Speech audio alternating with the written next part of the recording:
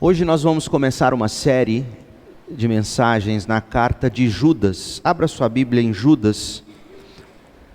Judas está lá no final da Bíblia. Você chega em Apocalipse e vira à esquerda, você chega em Judas. Judas possui apenas 25 versículos, pequenina carta do Novo Testamento. Mas como veremos nesta série que deve nos levar todos os domingos de manhã até o primeiro ou segundo domingo de janeiro, se não me engano. Mas eu gostaria que nós encerrássemos este ano, iniciássemos o ano que vem, pensando sobre a defesa da fé. É o tema que nós estamos dando para esta carta. Aliás, este é o tema desta carta, em defesa da fé.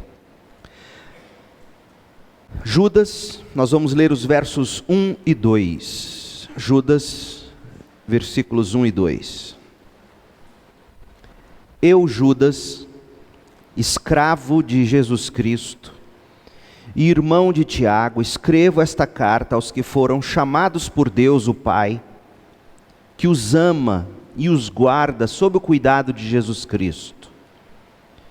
Que vocês tenham cada vez mais misericórdia, paz e amor.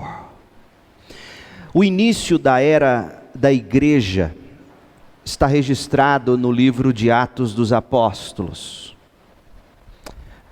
Período de 30 anos desde a ascensão de Jesus, desde o momento em que o evangelho saiu de Jerusalém, passando pela Judéia, chegando a Samaria, até os confins da terra, chegando a Roma com o apóstolo Paulo. Todo esse período de 30 anos, os 30 primeiros anos da igreja, isso está registrado em Atos dos Apóstolos.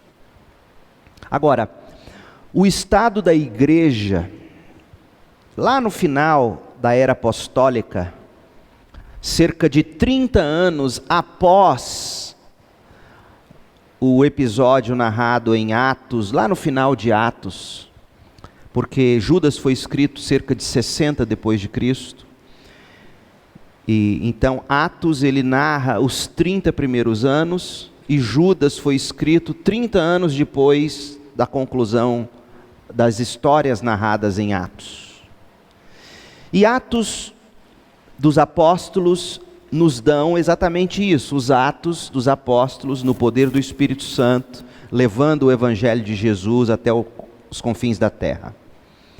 A epístola de Judas, como um dos comentaristas desta carta coloca, a epístola de Judas, ela é a epístola cujo nome poderia ser Atos dos Apóstatas. Atos dos Apóstatas. Nós a conhecemos simplesmente como epístola de Judas. Lá em Atos dos Apóstolos, nós lemos sobre o caráter, a obra, o ensino daqueles homens que foram chamados por Deus e através dos quais, pelo poder do Espírito Santo, Deus começou a edificar a sua igreja. Aqui em Judas, uma das últimas cartas do Novo Testamento, o hall de entrada do Apocalipse, porque se você ler a Bíblia de carreirinha, para você chegar em Apocalipse, a última parada é Judas, mostrando para nós o caráter, a obra, o ensino dos homens maus, dos falsos mestres, dos falsos profetas, por assim dizer, estes que iam se multiplicando no seio da igreja, visando destruir a igreja na medida em que o fim se aproxima.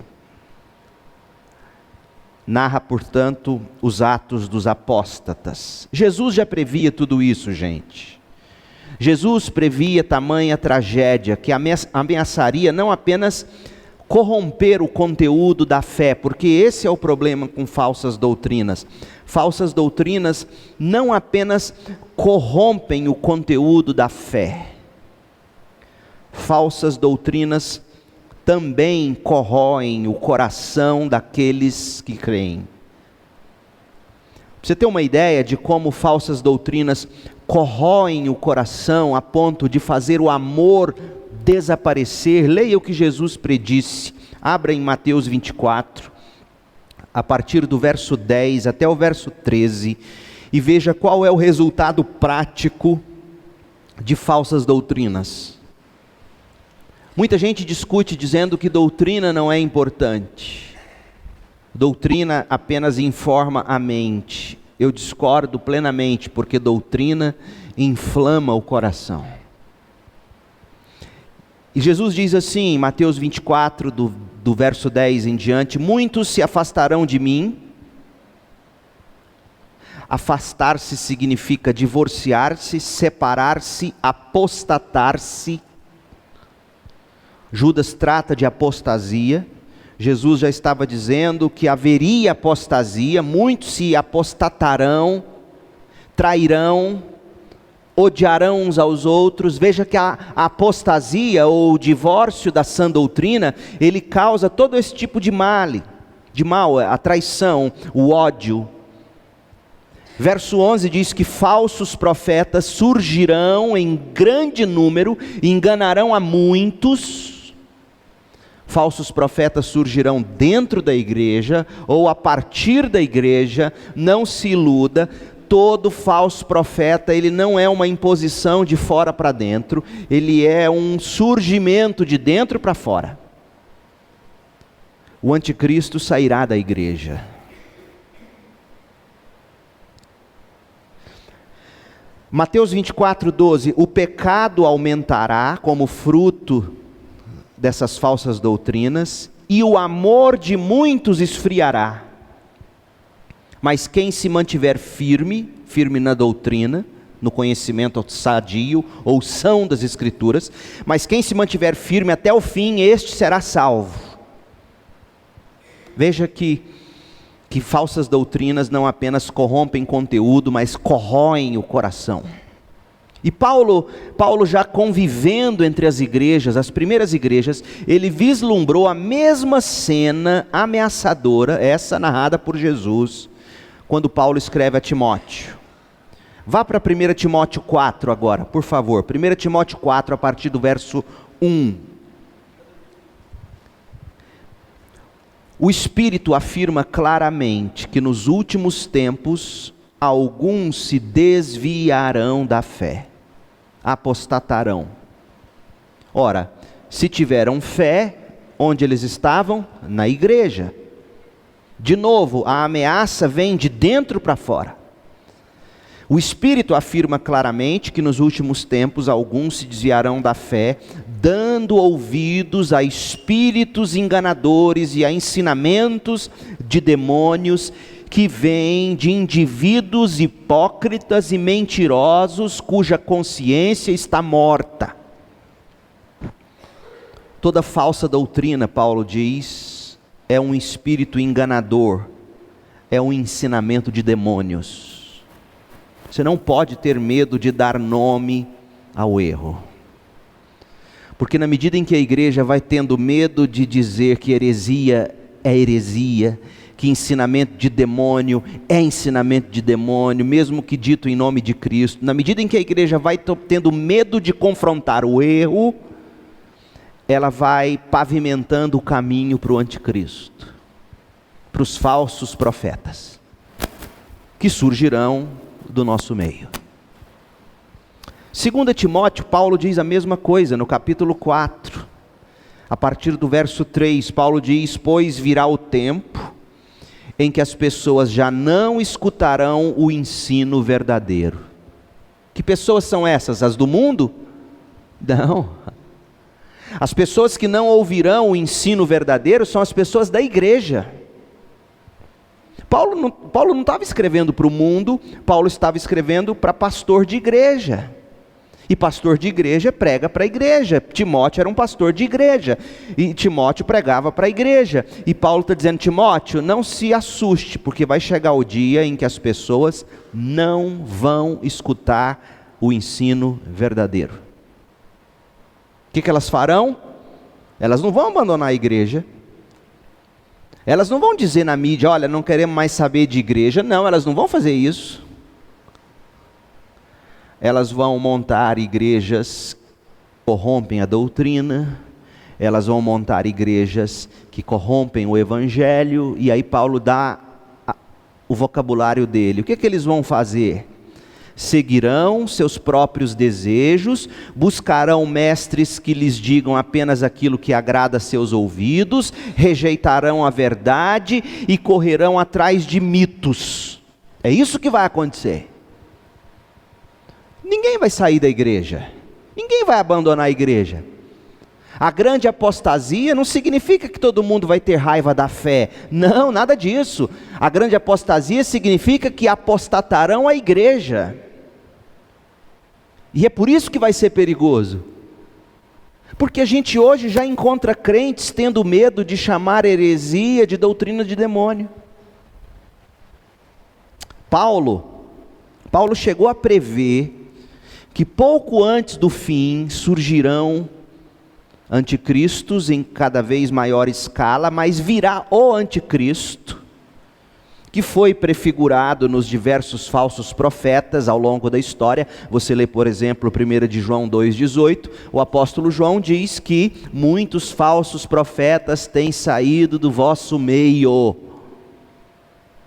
De onde saem os falsos profetas? De onde sairá o anticristo? Do vosso meio.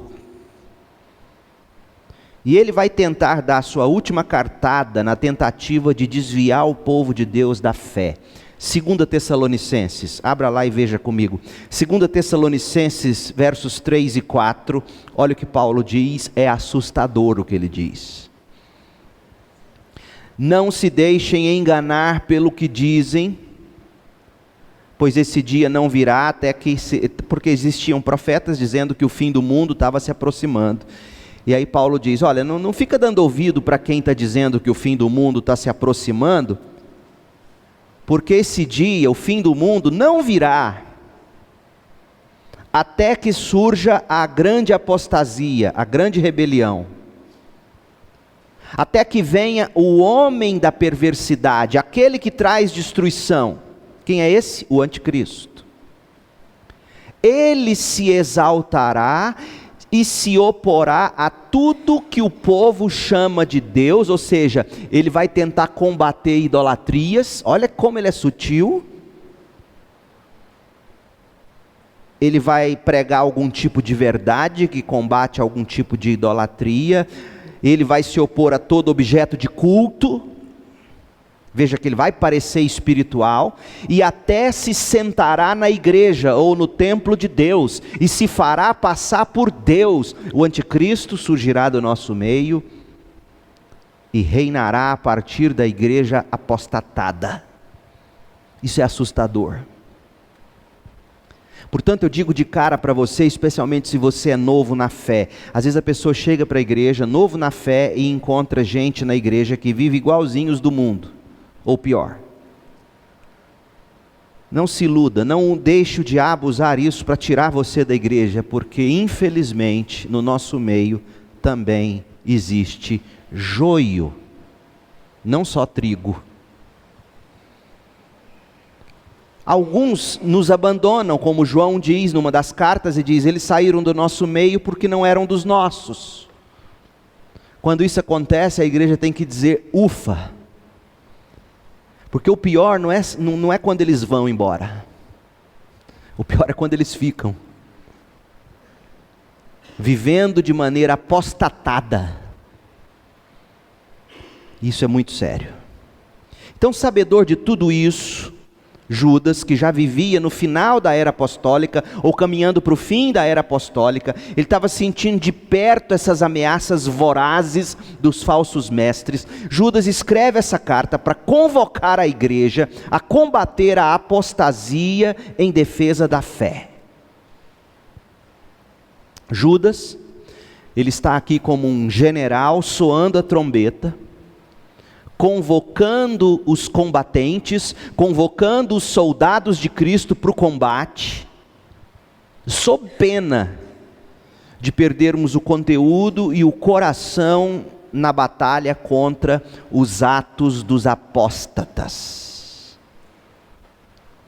Judas escreveu assim, volte-se para Judas comigo e vamos ler agora os 4 primeiros versículos, para você ter uma noção do propósito de Judas quando escreve essa carta. Judas, versículos de 1 a 4, diz assim: eu, Judas, escravo de Cristo, irmão de Tiago, escrevo esta carta aos que foram chamados por Deus, o Pai, que os ama e os guarda sob cuidado de Deus, de Jesus Cristo.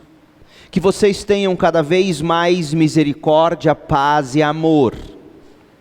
Amados, embora planejasse escrever-lhes com todo o empenho sobre a salvação que compartilhamos, entendo agora que devo escrever a respeito de outro assunto e insistir que defendam a fé que de uma vez por todas foi confiada ao povo santo.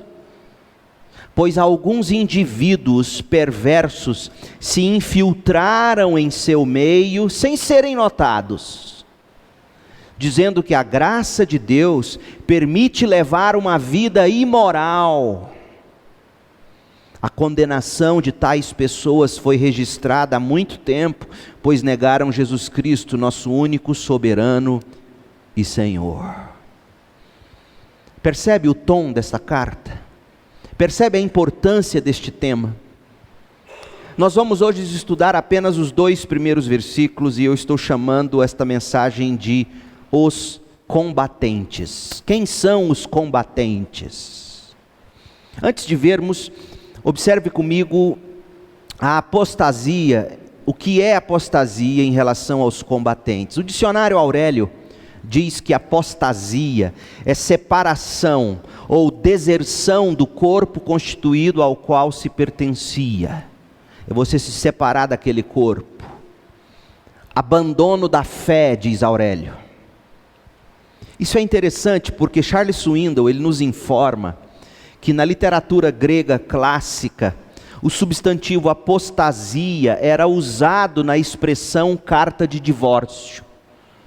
Ou seja, no grego clássico, na literatura grega clássica, em vez de você ler carta de divórcio, você lia carta de apostasia, porque apostasia é separar o corpo um do outro. Então o que é um apóstata? Um apóstata é aquele que se separa do corpo de Cristo, que se divorcia da fé apostólica conforme a revelação do Novo Testamento. Ele se aparta do corpo, se aparta da fé, mas vive no corpo. Ele é um corpo estranho, ele é um vírus, ele é um tumor, ele é um câncer, que se não for extraído, destrói o corpo. Ele é um parasita. O pastor Arival Dias Cassimiro, ele comenta que um apóstata não é um cristão verdadeiro que abandonou a fé. Não, nada disso. Ele é um falso cristão que não perseverou. O apóstata não é e nunca foi uma ovelha do bom pastor. Durante um tempo viveu convencido, abandonou isso e passou a ensinar doutrinas de demônios. Apóstata é muito mais do que alguém que vive uma vida imoral. Apóstata é quem defende a vida imoral em nome do evangelho da graça de Deus. É isso que Judas está combatendo. Porque já é sério o bastante você viver uma vida imoral sendo de Cristo, ou supostamente de Cristo. Pior do que isso é a sua imoralidade fazer você tornar-se um arauto da imoralidade, usando a graça de Deus para justificar seu pecado. É isso que Judas está combatendo. A mensagem de Judas, portanto, é para crentes genuínos, é para os combatentes de Cristo, é para aqueles que estão preocupados com a falsificação do Evangelho e desejosos de preservar e proclamar a mensagem da graça salvadora e transformadora de Deus para o pecador. Então, para isso, nesta carta, Judas revela as características do combatente cristão.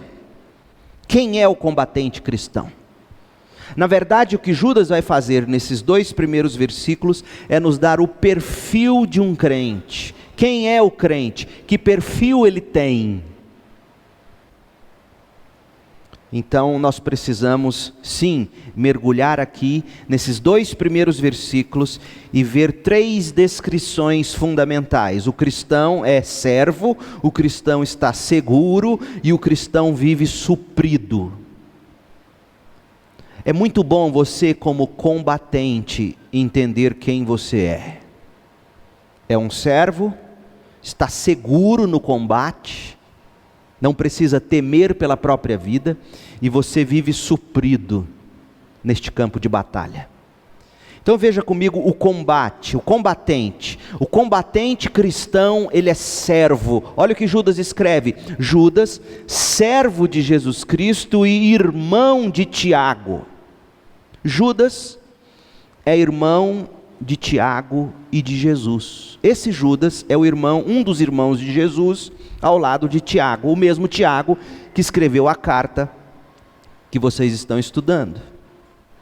Mateus 13:55, Marcos 6, versículo 3, nos fala desses irmãos de Jesus, Tiago, Judas e outros, inclusive irmãs. É importante saber que tanto Judas como Tiago, eles não criam em Jesus durante o ministério terreno de Jesus. Se você ler João 7, verso 5, você vai descobrir que Tiago e Judas não criam em Jesus. Eles se convertem depois da ressurreição de Jesus. Você pode ver isso em Atos 1,14, 1 Coríntios 9,4, 1 Coríntios 15, 7. Eles se convertem depois que Jesus ressuscita. Agora, após a conversão de Judas, Judas fez questão de dizer que Jesus Cristo é o Salvador e o Senhor dele. Como isso é importante de ver. E como a gente enxerga isso? Na forma como Judas se autodescreve. Ele diz assim: Judas, servo de Jesus Cristo. Que transformação, gente, porque pouco tempo antes ele perseguia Jesus achando que Jesus estava louco. Mas agora não. Depois de Cristo ressurreto, tudo fez sentido para ele, e ele diz: não, ele não é meu irmão, na verdade, ele é meu Salvador e o meu Senhor. De onde a gente tira a certeza de que ele está dizendo que Jesus é o Salvador dele? Todas as vezes que o nome de Jesus aparece nessa combinação composta, ou seja, Jesus Cristo, algo importante está sendo dito com a ordem das palavras. É o nome composto de Jesus: Jesus, o Cristo, Jesus, o Messias, Jesus, o Salvador. É isso que Judas está dizendo. Ele está afirmando que, acima de tudo, ele foi salvo por Jesus, o Cristo, Jesus, o Messias, Jesus, o Salvador. Judas diz, em primeiro lugar: eu sou alguém que foi salvo por Jesus. Esse é o cristão, esse é o combatente, ele foi salvo. Mas Judas diz mais: ele me salvou para me tornar dele um servo. Judas também diz que ele é servo, escravo de Jesus Cristo e irmão de Tiago. Foi isso que ele disse. Judas, servo de Jesus Cristo e irmão de Tiago. Por que ele faz assim? Em primeiro lugar, é interessante, gente, porque Judas, tanto ele como Tiago, sendo irmãos de Jesus, eles poderiam ter escrito na carta deles, sobre eles, dizendo assim: eu, Judas, irmão do Senhor. Eu, Tiago, irmão do Senhor. Mas eles não fazem isso. Nem Judas, nem Tiago. Tiago também, na introdução da carta dele, ele não se autodenomina irmão do Senhor. Por quê? Em primeiro lugar, porque Judas e Tiago sabiam que não são os laços naturais que nos unem a Cristo. Não é porque eu sou um irmão adotivo do Senhor Jesus que eu vou chamá-lo de alguém próximo e íntimo no que diz respeito à salvação. Não é porque você é filho de crente que você automaticamente se torna crente. Não é porque você é neto de crente e assim por diante. E Judas entendeu isso, e Judas começa a dizer para nós que salvação, ela não é comprovada por laços familiares. Salvação, ela é comprovada através do serviço prestado em amor. É isso que ele está dizendo, e por isso que ele diz: eu, Judas, servo de Jesus Cristo, e não irmão de Jesus Cristo. Meu relacionamento com Deus não se comprova por laços familiares, comprova-se por uma vida de serviço. Judas deve ter ouvido o que Jesus falou lá em Mateus 12, 46 a 50. Você se lembra desse episódio? Enquanto Jesus falava à multidão, a mãe dele e os irmãos dele, dentre esses irmãos estava obviamente Judas e Tiago, lá do lado de fora, pedindo para falar com Jesus. Alguém disse a Jesus: sua mãe e seus irmãos, Tiago, Judas, os seus irmãos estão lá fora e querem falar com o Senhor. Respondeu Jesus: quem é minha mãe? Quem são meus irmãos? Então apontou para os seus discípulos e disse: vejam, estes são minha mãe e meus irmãos. Quem faz a vontade de meu Pai no céu é meu irmão, minha irmã e minha mãe. Ou seja, Judas entendeu, depois da conversão, ele compreendeu: o que me une a Cristo não são laços familiares, o que me une a Cristo é a fé. Fé esta comprovada pelas boas obras. Por isso que Tiago, gente, está tão preocupado com boas obras. Tiago entendeu. Tiago entendeu, depois que Tiago converteu, os olhos dele se abriu. Poxa, agora eu me lembro do Senhor dizendo, quando eu, minha mãe, meus irmãos, fomos lá buscar Jesus, Jesus falou: não são meus irmãos porque estamos unidos por laços familiares, são meus irmãos se me servirem. Aí Tiago diz: bingo. Se uma pessoa não demonstra amor através de suas boas obras, essa pessoa não pode dizer que ela se uniu pela fé em Jesus. E Judas também entendeu isso. Após a conversão dele, ele compreendeu que os laços que nos unem são laços de fé. Fé esta que é comprovada pelo serviço. Por isso Judas diz: Judas, servo de Jesus Cristo. E nesse sentido, ele está dizendo muito mais do que ele teria dito se ele tivesse escrito, não seria mentira: Judas, irmão de Jesus Cristo. Não, mais importante do que laço familiar é ser dele o servo. Outra coisa, Judas entendia que essa relação ou parentesco com Jesus não pode servir para nos dar alguns privilégios indevidos sobre os outros. Porque seria impressionante Judas poder se valer desse título de irmão de Jesus, alguém que dividiu com Jesus o mesmo quarto, comeu na mesma mesa durante anos, cresceu com Jesus, ouviu Jesus, viu Jesus. Seria muito fácil e tentador ele dizer: olha, esse que agora todos chamam de Senhor, é meu irmão. É meu irmão. Mas ele não faz isso, porque ele não vai usar a posição dele em Jesus para benefício próprio. Nem ele, nem Tiago. E isso é impressionante. Porque a maioria de nós se valeria disso e diria: você sabe com quem você está falando? Os outros são apóstolos, mas eu e Tiago, olha só, eu e Tiago somos irmãos. Nós saímos da mesma barriga que ele. Dá licença? Mas eles não fazem isso. Eles não fazem isso. Eles entendem que os nossos privilégios espirituais não são para proveito próprio. Que lição isso é para os crentes de hoje? Que acham que por serem crentes têm direitos superiores aos demais na sociedade. Não temos, gente, não temos. Judas nunca usou do seu privilégio para alcançar espaço. Nunca. Que lição isso é para nós? Ele é servo.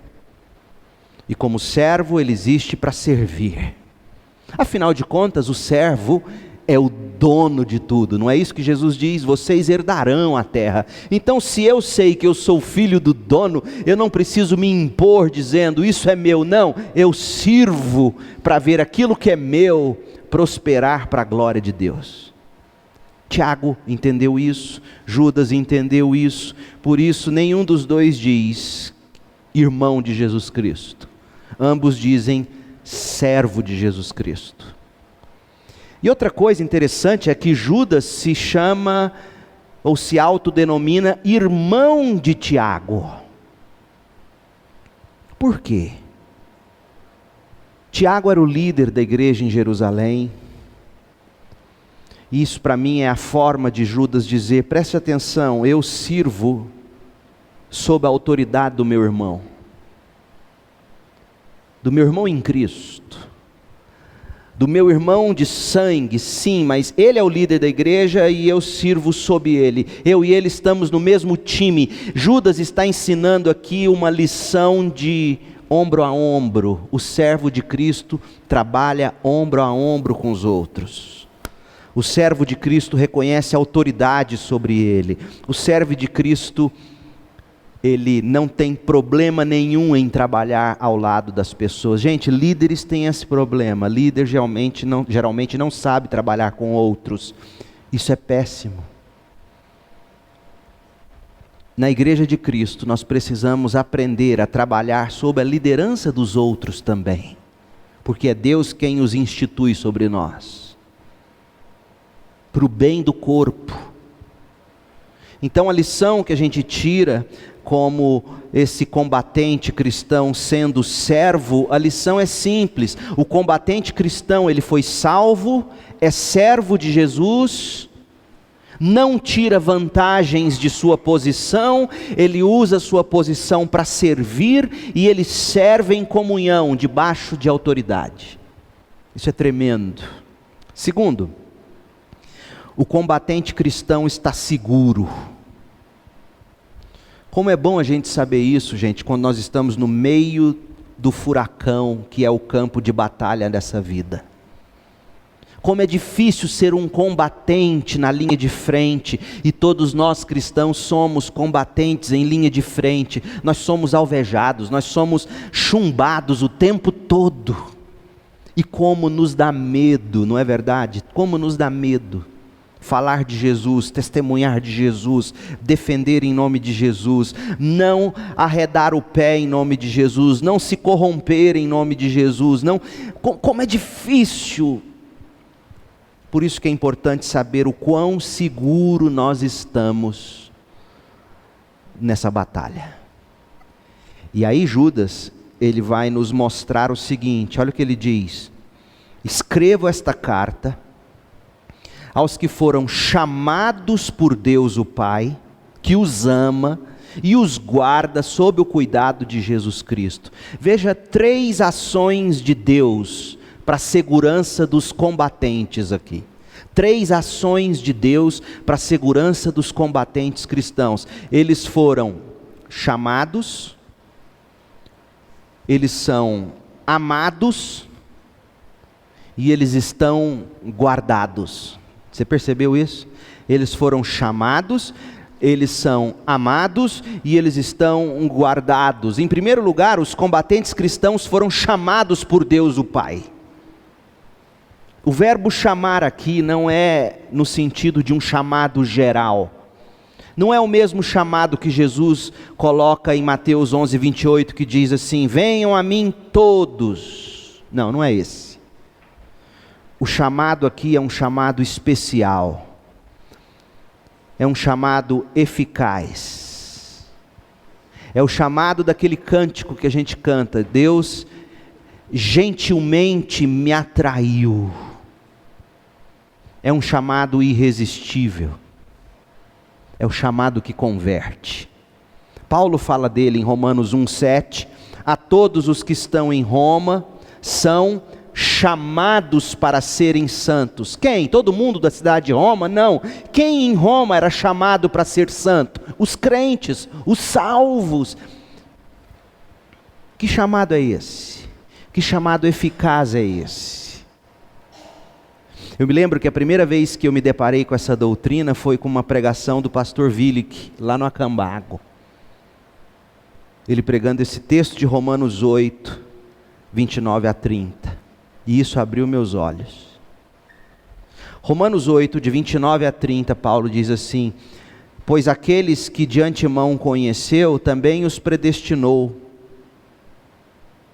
para serem conformes à imagem de seu Filho, a fim de que ele seja o primogênito entre muitos irmãos.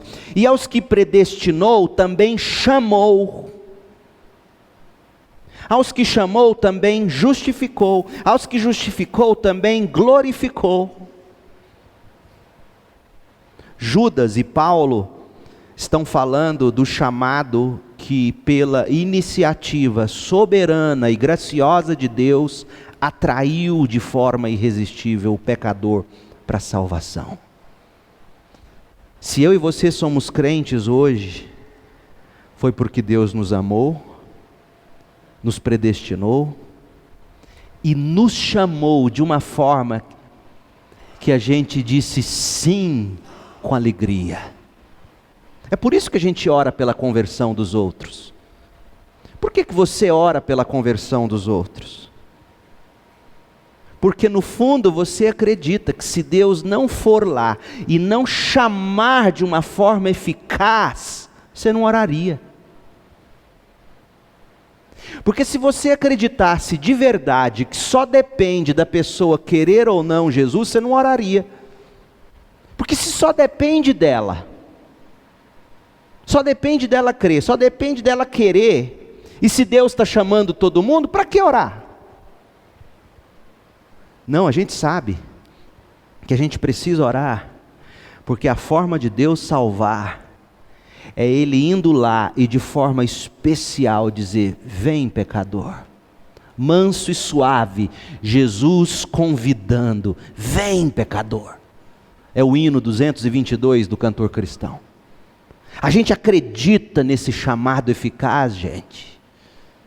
E é disso que Judas está falando. Olha o que diz Paulo, 1 Coríntios 1, de 26 a 31.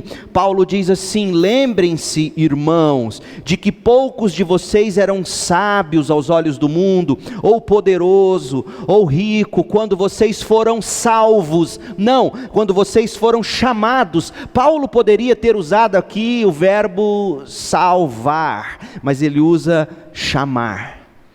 Porque para Paulo, salvação é esse chamado. É disso que Judas está falando.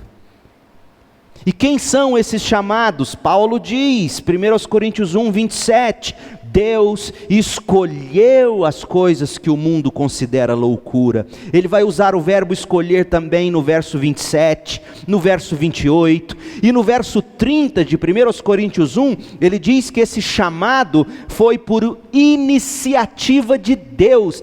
Deus iniciou, Deus veio a mim, Deus veio a você e disse: Leandro, creia. Deus veio a mim, a você, e para usar agora uma linguagem joanina do Evangelho de João, Deus veio a nós e disse assim: haja luz no seu coração, Leandro, creia, venha. E eu criei. Foi iniciativa dele. Foi iniciativa dele a sua salvação. Glorifique, louve a Deus, meu irmão, por isso, porque se Deus não tivesse te amado primeiro, você nunca teria amado Ele. Se Deus não tivesse iniciado a salvação em você, você estaria muito feliz, obrigado, vivendo a sua vida de pecador. A presciência de Deus revela que não há um justo sequer, ninguém que busque a Deus. E a soberania graciosa de Deus vem no meio dessa multidão que não quer Deus. E a soberania graciosa de Deus toma a iniciativa e diz: Leandro, Orlando, Wilton Guilardi, Júlio Mota, Nery, ele vem e chama e traz e puxa, Alzira, Lucineide, e vem nos chamando pelo nome. Dê glórias a Deus por isso, irmão. Foi porque você foi chamado que você é salvo. é iniciativa de Deus. Como isso é importante, porque o combate cristão, ou o combatente cristão, não foi você e eu que nos alistamos, foi Deus quem nos convocou, de forma soberana, amorosa, graciosa e irresistível, para nossa alegria, na salvação dele, ou na glória dele, para nossa alegria, na glória dele, em nossa salvação. Outra coisa importante, por que Deus nos chamou? Judas responde, porque o combatente cristão, ele é amado por Deus. Gente, o amor de Deus é a razão pela qual Deus nos chama, Deus nos salva, Romanos 1,7. Como é importante a gente reconhecer e se deleitar nesse amor, gente.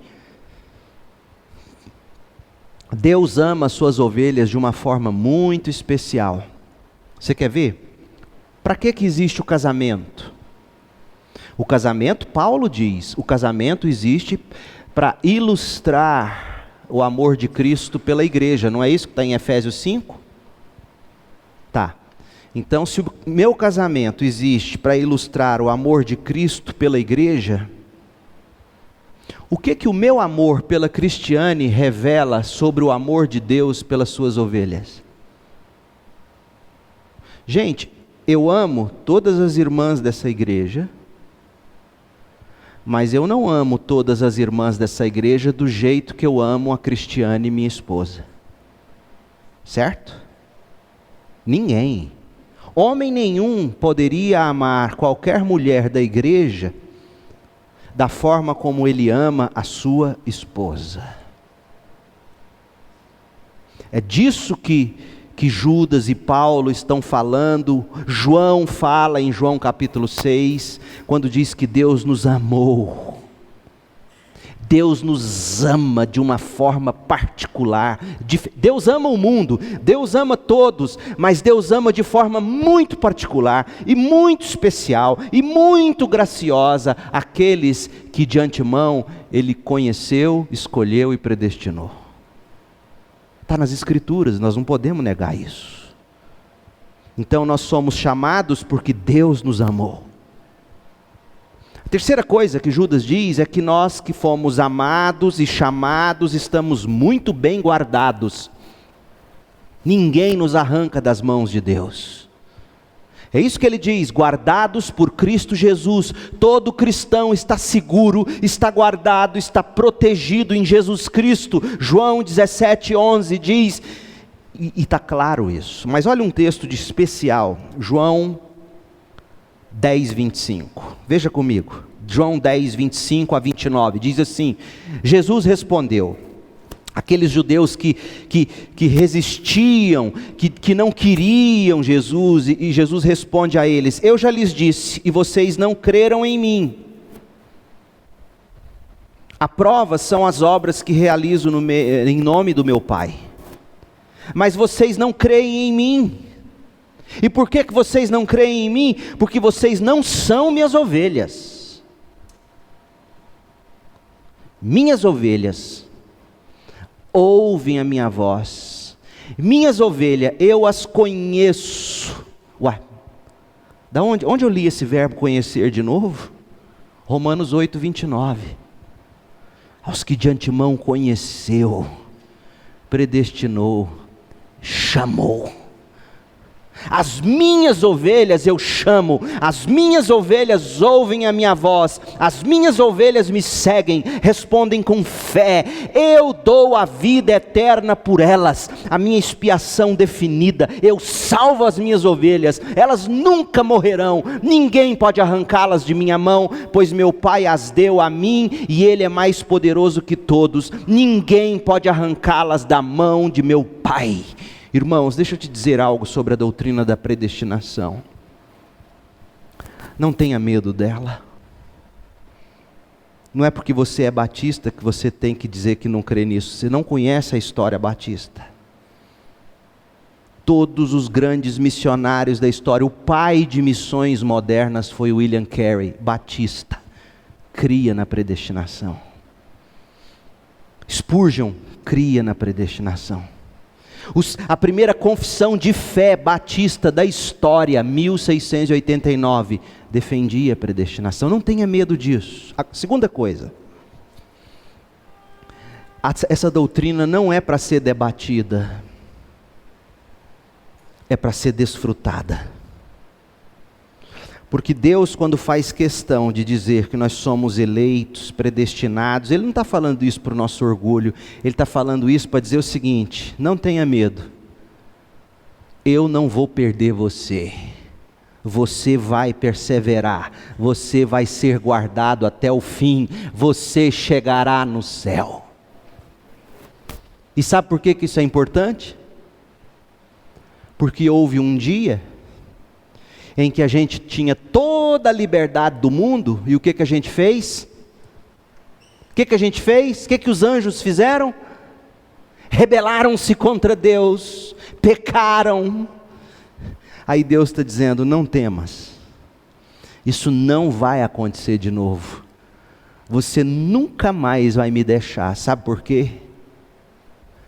Porque eu conheci você, eu amei você, eu elegi você, eu chamei você, eu justifiquei você, eu guardei você, eu glorificarei você. Deleite-se nisso, crente. Não debata isso. Deleite-se nisso.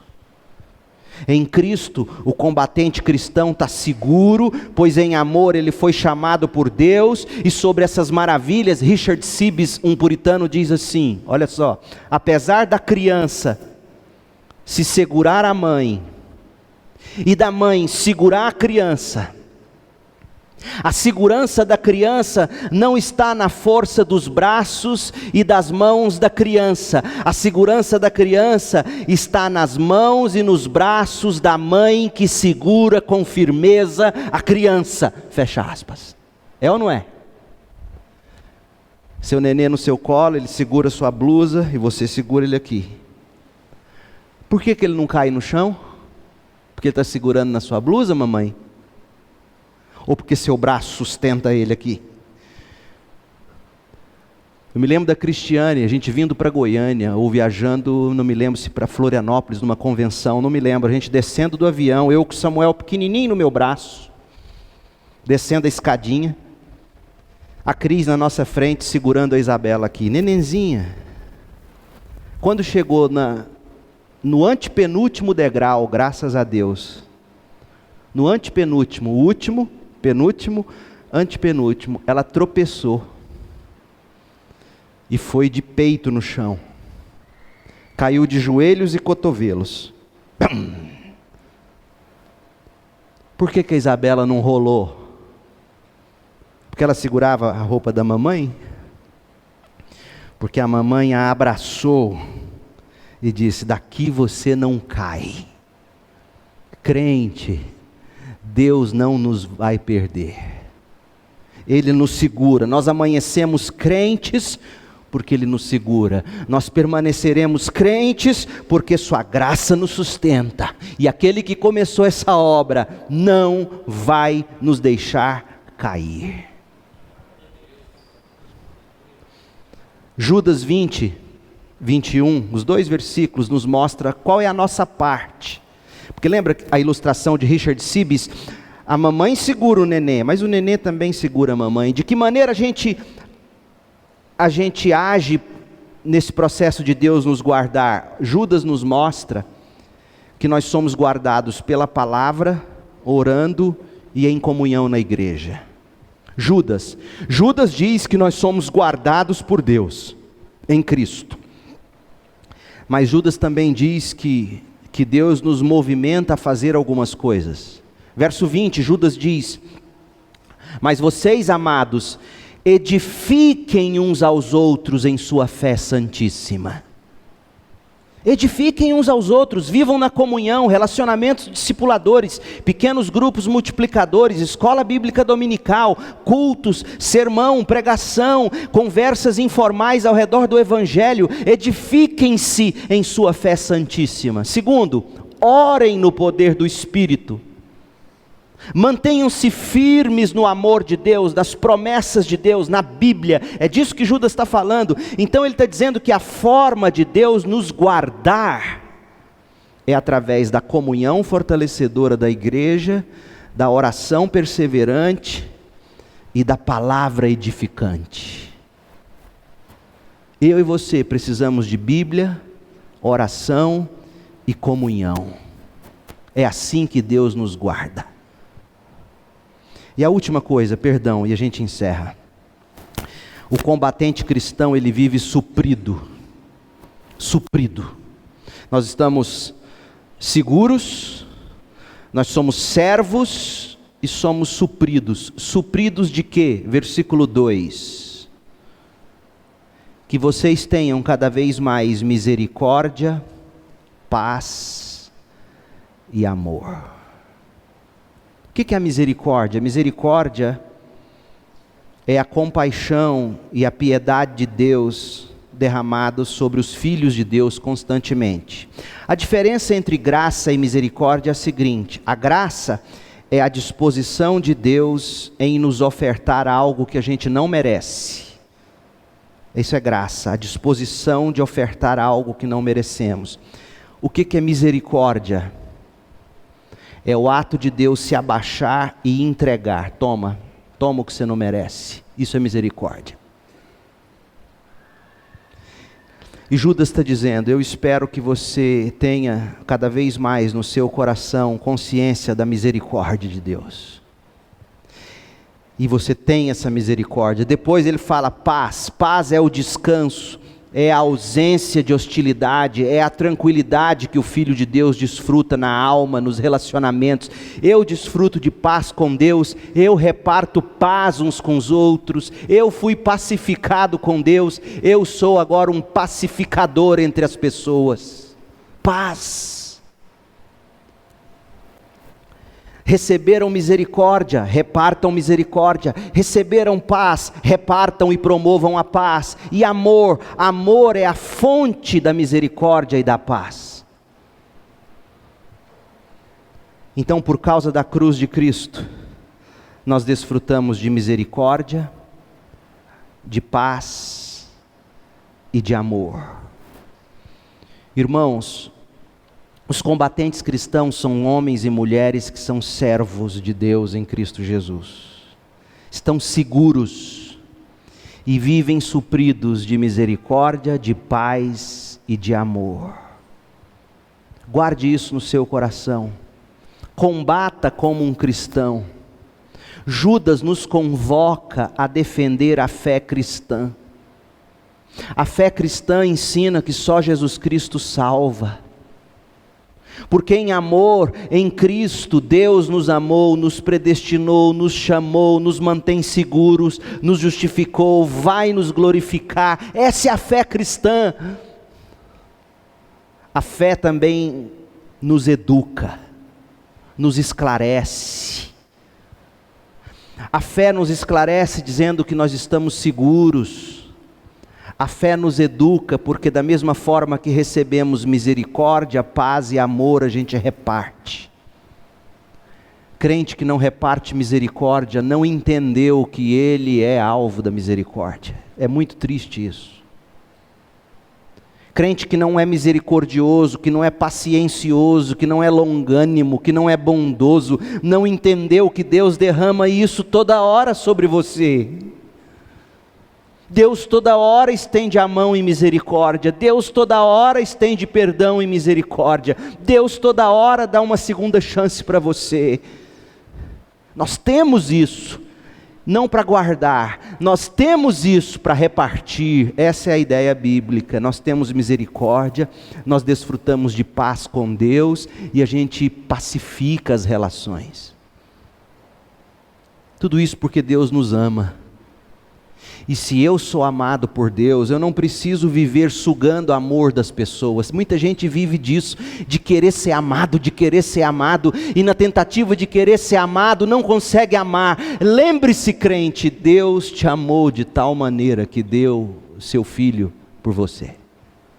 Se você entende que já tem amor o bastante de Deus, Um amor do qual, ou pelo qual ele não pode te amar mais, não tem como ele te amar mais, e ele não vai te amar menos. Você tem esse amor, e o que ele quer de você agora é que você derrame desse amor.